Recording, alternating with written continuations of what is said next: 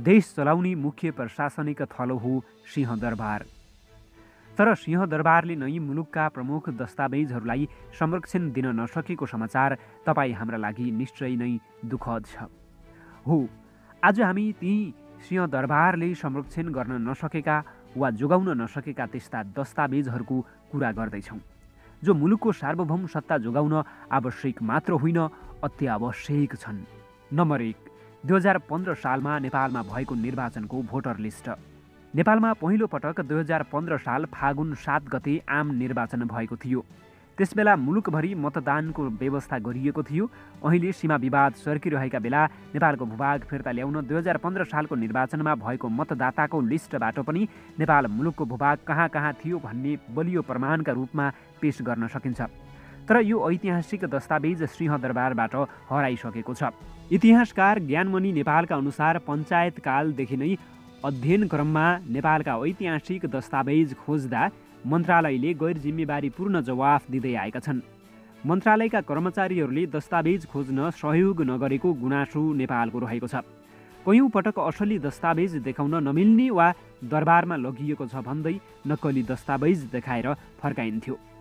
Number 2 हो जनगणनाको तथ्याङ्क नै गायब। नेपालमा विक्रम सम्वत 1968 साल सन् 1911 मा पहिलो राष्ट्रिय जनगणना गरियो। त्यसबेला नेपालको जनसङ्ख्या 56,38,749 थियो। दोस्रो राष्ट्रिय जनगणना विक्रम सम्वत 1977, तेस्रो राष्ट्रिय जनगणना विक्रम सम्वत 1987, चौथो राष्ट्रिय जनगणना विक्रम सम्वत 1998, पाँचौँ राष्ट्रिय जनगणना विक्रम सम्वत 2009 र छैठौँ राष्ट्रिय जनगणना विक्रम सम्वत 2018 मा गरियो। नेपालको सिमाना कहिले कहाँसम्म थियो भन्ने कुरा उठ्दा जनगणनामा सङ्कलन गरिएका तथ्याङ्क बलियो प्रमाण बन्न सक्थ्यो। विक्रम सम्वत 2018 मा पत्रकार भैरव रिसाल आफैले जनगणना गराएको र भारतले अहिले मिचिएका सिमानाभन्दा परसम्म आफूले जनगणना गरेको उनले बताउँदै आएका छन्। तर तथ्याङ्क विभागसँग 2018 सालसम्म जनगणना गरेको तथ्याङ्क छैन। जनगणनाको तथ्याङ्क समेत गायब गरिएको छ। नम्बर 3 हो नेपालको वास्तविक पुरानो नक्सा। सीमाविद बुद्धिनारायण श्रेष्ठका अनुसार सिंहदरबारभित्र भोट र भारतसँग पत्राचार गर्ने कोठा थियो। त्यो कोठा जैसी कोठाको नामबाट चर्चित थियो। जङ्गबहादुर राणाको पालामा पनि भोट र भारतसँग पत्राचार गर्नु पर्दा त्यही जैसी कोठाबाट गरिन्थ्यो। त्यही कोठामा बाह्य मुलुकसँग गरेका सन्धि र सम्झौता पत्र राखिन्थ्यो। त्यही जैसी कोठा पछि परराष्ट्र विभाग बन्यो अनि त्यही परराष्ट्र विभाग परराष्ट्र मन्त्रालय बन्यो। सिंहदरबारमा आगलागी भएका बेला जैसी कोठाका कागजातहरू आगोबाट बचाउन कपडामा बेरेर बाहिर फालियो र करिब 4 महिना ती कागजात अन्यत्रै लगेर राखिए। जब सिंहदरबारमा भएको आगलागीबाट जोगिएका भवनहरूमा मन्त्रालयहरू राखिए, आगोबाट जोगाइएका सबै कागजातहरू त्यहीँ ल्याइए। त्यति बेला जैसी कोठामा पुराना नक्साहरू पनि थिए। नक्सा बाँसको ढुङ्ग्रोमा राखिएको थियो। आगलागी भएर सारिएका ती दस्तावेजहरू सिंहदरबारमा फिर्ता त ल्याइयो, तर मुख्य दस्तावेज हराए। सीमाविद श्रेष्ठका अनुसार पछि जैसी कोठामा हेर्न जाँदा ढुङ्ग्रे चाहिँ थियो, नेपालको नक्सा थिएन। नेपालको वास्तविक पुरानो नक्सा गायब भयो, जुन नक्सामा सुगौली सन्धि अघि नेपालको कुल भूभाग 2,04,917 वर्ग किलोमिटर नक्साङ्कन रहेको ग्रेटर नेपालका अभियन्ता फणिन्द्र नेपाल बताउँछन्। सुगौली सन्धिपछिको नक्सा समेत त्यही बेला गायब भयो। नम्बर 4, सुगौली सन्धिको असली दस्तावेज। सन् 1814 देखि 1816 सम्म नेपाल र ब्रिटिस इस्ट इन्डिया कम्पनी बीच युद्ध भयो। यही युद्ध अन्त्य गर्न गरिएको सन्धि नै सुगौली सन्धि हो। तर यो सन्धिको असली दस्तावेज सिंहदरबारमा छैन। सुगौली भन्ने स्थानमा भएको यो सन्धि 4 मार्च 1816 मा कार्यान्वयनमा आएको थियो। यस सन्धिमा नेपालको तर्फबाट राजगुरु गजराज मिश्र र चन्द्रशेखर उपाध्यायले र ब्रिटिस पक्षबाट लेफ्टिनेन्ट कर्नेल प्यारिस बार्टसाले हस्ताक्षर गरेका थिए। सुगौली सन्धि अनुसार हालको लिपुलेख, लिम्पियाधुरा र कालापानी सबै नेपालको भूभाग हो भन्ने स्पष्ट छ। नम्बर 5 हो तत्कालीन राणा प्रधानमन्त्री मोहन शमशेर राणालाई इस्ट इन्डिया कम्पनीले लेखेको पत्र। भारत छाडेर जाने बेला अङ्ग्रेज शासकले नेपालका तत्कालीन प्रधानमन्त्री मोहन शमशेरलाई आफ्नो भूभाग फिर्ता लिन पत्र लेखेका थिए। तर तत्कालीन मन्त्री बबर शमशेरले राणा शासन नै धर्मरिएको अवस्थामा थप भूभाग लिन नहुने जिकिर गरे। जसलाई मोहन शमशेरले सदर गरिदिए, जुन पत्र नेपालको पुरानो गुमेको 1/3 भूभाग फिर्ता लिने बलियो प्रमाण हो। अङ्ग्रेज भारत छाडेर जाने बेला नेपालका सबै भूभाग फिर्ता गर्न चाहन्थ्यो। मोहन शमशेरले आँट नगरेपछि अङ्ग्रेजका सैन्य कमान्डर नै काठमाडौँ आएर भूभाग फिर्ता गर्न पत्र लेख्न सुझाए र त्यसका लागि आफूहरूले सबै किसिमको मद्दत गर्ने बताए। तर पनि तत्कालीन प्रधानमन्त्रीले टिस्टा काङ्गडासम्म शासन गर्ने आँट गरेनन्।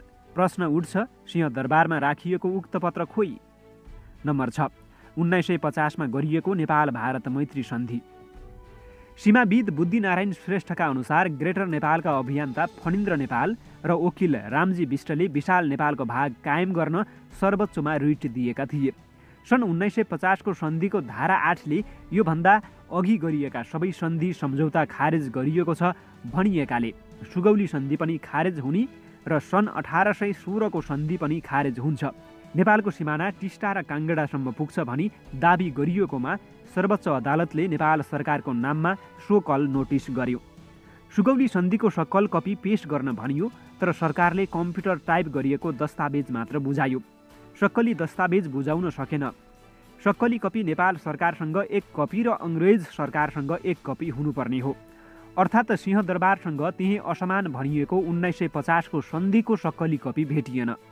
प्रधानमन्त्री मोहन शमशेर र नेपालका लागि भारतीय राजदूत चन्द्रेश्वर नारायण सिंहद्वारा हस्ताक्षर भएको उक्त सन्धि गर्ने बेला 104 वर्षीय राणा शासन आफ्नो अन्तिम प्रहरमा थियो।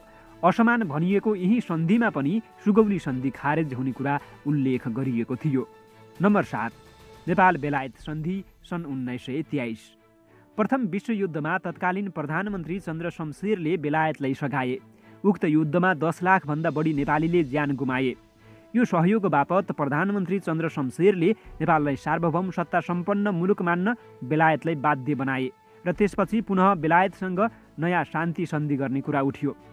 सन्धिका लागि पहिलो वार्ता सन् 1921 भयो। त्यसपछि सन्धिबारे दुई पक्ष बीच काठमाडौँ नेपाल र लन्डनमा पटक पटक गरी 1 वर्षभन्दा बढी समय छलफल भयो। छलफलपछि सन् 1923 डिसेम्बर 21 तारिकका दिन काठमाडौँको सिंहदरबारमा नेपाल र बेलायत बीच सन्धिमा हस्ताक्षर भयो। उक्त सन्धिले सन् 1923 अघिका सबै सन्धि खारेज गर्यो। सोही दिनदेखि नै नेपालले युद्धमा गुमाएको भूभाग फिर्ता पाउने अधिकार पायो। तर त्यो अधिकार लिनेतर्फ त्यति बेला ध्यान दिएन। विज्ञहरूका अनुसार उक्त सन्धिको असली दस्तावेज निकाल्न सकेको खण्डमा अन्तर्राष्ट्रिय अदालतमा यो प्रमाण पेश गरी नेपालले गुमाएका पुराना भूभाग फिर्ता लिन सक्ने अवस्था बन्छ। तर यो सन्धिको असली दस्तावेज पनि सिंहदरबारबाट नै हरायो। अब सिंहदरबारबाट ऐतिहासिक दस्तावेज हराउनुमा को दोषी छ त? मुलुकको प्रमुख प्रशासनिक केन्द्रबाट महत्त्वपूर्ण दस्तावेज वा सामग्रीहरू हराए भने त्यसको प्रमुख दोषी को हुन्छ? यही प्रश्न लिएर हामी पूर्व गृह सचिव जनार्दन नेपाल कहाँ पुग्यौँ। उनले सिंहदरबारबाट दस्तावेज हराउनुमा मुख्य जिम्मेवार कर्मचारी नै हुने बताए। इतिहासकार ज्ञानमणि नेपाल र सीमाविद बुद्धिनारायण श्रेष्ठले पनि सिंहदरबारबाट महत्त्वपूर्ण दस्तावेज हराउनुमा कर्मचारी नै जिम्मेवार रहेको बताउँदै आएका छन्। यी सबै दस्तावेजहरू राष्ट्रवादी भनिने पञ्चायती व्यवस्थाका बेला गायब भएको इतिहासकारहरू बताउँछन्। अचम्म त के छ भने हराएका सम्पूर्ण नेपाली दस्तावेजहरू भारतसँग सम्बन्धित छन्। मुलुकको भूभागसँग सम्बन्धित यति महत्त्वपूर्ण कागजातहरू जहिले र जसरी गायब गरिएको भए पनि यसमाथि खोज अनुसन्धान र कडा कारबाही जरुरी छ।